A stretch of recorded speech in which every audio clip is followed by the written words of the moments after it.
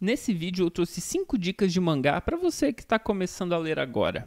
Dentro dessas 5 opções eu trouxe ficção científica, terror, mistério, enfim, várias opções para você decidir por onde você quer começar. Eu tomei o cuidado aqui de trazer obras que eu gostei bastante, que não são longas, com exceção da primeira que é um pouquinho, mas vale muito a pena, e obras com um estilo de traço, com um desenho mais padrão. Nós temos vários estilos de desenhos diferentes dentro dessa literatura, de quadrinhos ocidentais também, obviamente, mas eu sei que quem está começando agora talvez não tenha essa paciência de começar por algo mais diferente. Então eu trouxe algo mais padrãozinho, um traço bonito, para você também não ter problema com isso, tá bom? Então, sem mais enrolação, vamos pro vídeo.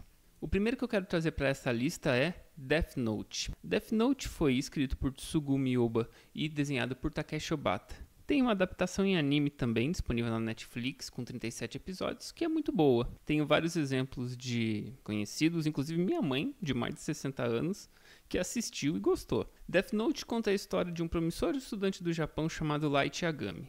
Quando Light está voltando da escola para sua casa, ele encontra um caderno, o Death Note, no chão.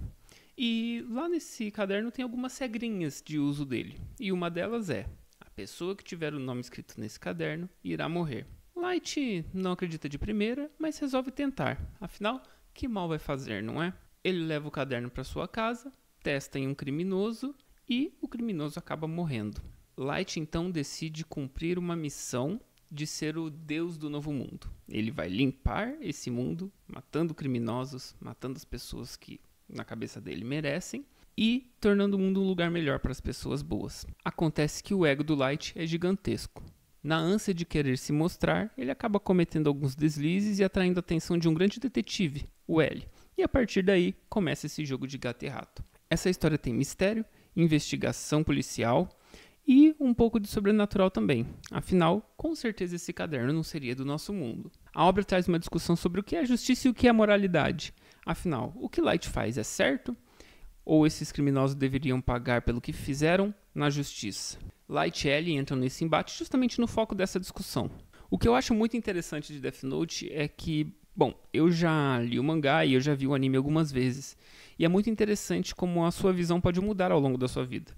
Assistindo quando adolescente, eu tinha uma impressão, e assistindo hoje eu tenho outra. É um mangá excelente para quem vai pegar uma obra japonesa para ler pela primeira vez. Sério, é muito bom começar por aqui. A obra possui 12 volumes, mas também foi publicada no Brasil numa versão 2 em 1, com 6 volumes, pela Panini. Para os fãs de terror não ficarem de fora, eu trouxe uma sugestão aqui para vocês também. Dentro do terror japonês nós temos várias vertentes e ele é trabalhado muito diferente da forma que nós vemos hoje no Ocidente. Eu realmente creio que uma das melhores formas de você começar a ler terror em mangás é começar por Junji Ito. O Junji Ito tem várias obras publicadas hoje no Brasil, pela Devir, pela Pipoca Nankin, e a que eu recomendo você começar é Tomie. Tomie é uma série de histórias curtas amarradas pela presença dessa personagem. Ela é uma mulher bela que faz com que as pessoas se apaixonem por ela pela sua beleza. Porém, ela não é uma pessoa comum. Ela é um ser diferente. Tomie faz com que as pessoas à sua volta fiquem obcecados por ela, gerando inveja, ciúme, e esses sentimentos negativos fazem com que as pessoas cometam atos violentos com ela. Porém, ela não morre. Ela volta à vida, ela cria clones, ela atormenta a vida das pessoas que fizeram aqueles atos com ela. Se você é daquelas pessoas que gostam de respostas, que acham que o fim não é bom quando você não tem uma explicação do que está acontecendo na história, então eu sugiro pular essa aqui, tá? Não espere nenhuma explicação do que é essa entidade Tomie. O que eu acho interessante aqui é o mesmo ponto que eu comentei no meu primeiro vídeo sobre o Grift e Berserk. Nós temos a figura da Tomie como algo mau, como algo demoníaco. Uma figura de uma mulher bela representando algo ruim. E esse contraste casa muito bem com o terror da obra. Nós temos aqui um terror corporal que, para os padrões japoneses, ainda é um pouco baixo. Então, nesse sentido, é uma excelente obra de terror para começar a ler. Tomie foi publicada aqui no Brasil pela Pipoca Nankin em 2 volumes. E eu super recomendo começar por ela se você é um fã de terror. Agora, para você que não está muito afim de ver coisas grotescas, ou não gosta desse gibizinho com muito poderzinho, ou gosta de uma história mais pé no chão, a terceira dica é para você.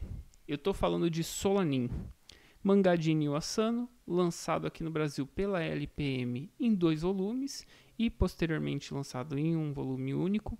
O mangá conta a história de Meiko e Taneda, 2 namorados. A Meiko abandona o seu emprego por não ver sentido naquilo que fazia, e o Taneda, ele é um aspirante a músico. É uma história pé no chão, muito realista, mas nem por isso com um final 100% feliz. A história fala sobre superação, traz temas melancólicos, frustrações e conta muito bem a passagem da vida do adolescente para a vida adulta. Nem sempre o caminho vai ser muito bom. Nós vamos ter perdas, vamos ter dores, vamos nos frustrar com muitas das escolhas que fazemos, vamos nos arrepender das outras que deixamos de fazer. E esse mangá trata desse tema com perfeição. Eu particularmente não sou muito fã das obras do Inio Asano, eu já li algumas, mas essa me pegou de jeito.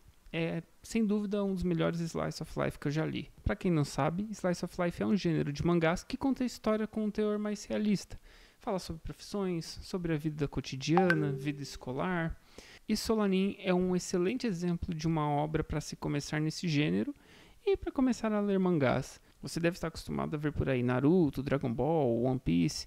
Essas obras são excelentes, obviamente, tem seu mérito até por terem influenciado outras, mas a cultura de mangás e animes é muito mais vasta do que isso. Minha quarta dica é o mangá Sandland, de Akira Toriyama. Inclusive, um parênteses antes de começar, o Akira Toriyama tem várias histórias publicadas no Brasil, inclusive vários one-shots, como é o caso de Sandland. One-shots, para quem não sabe, são histórias que são compiladas em um único volume. Todas as histórias do Akira Toriyama trazem uma dose legal de humor, a arte dele é icônica, você reconhece quando vê, e a parte de montagem dos quadrinhos é espetacular.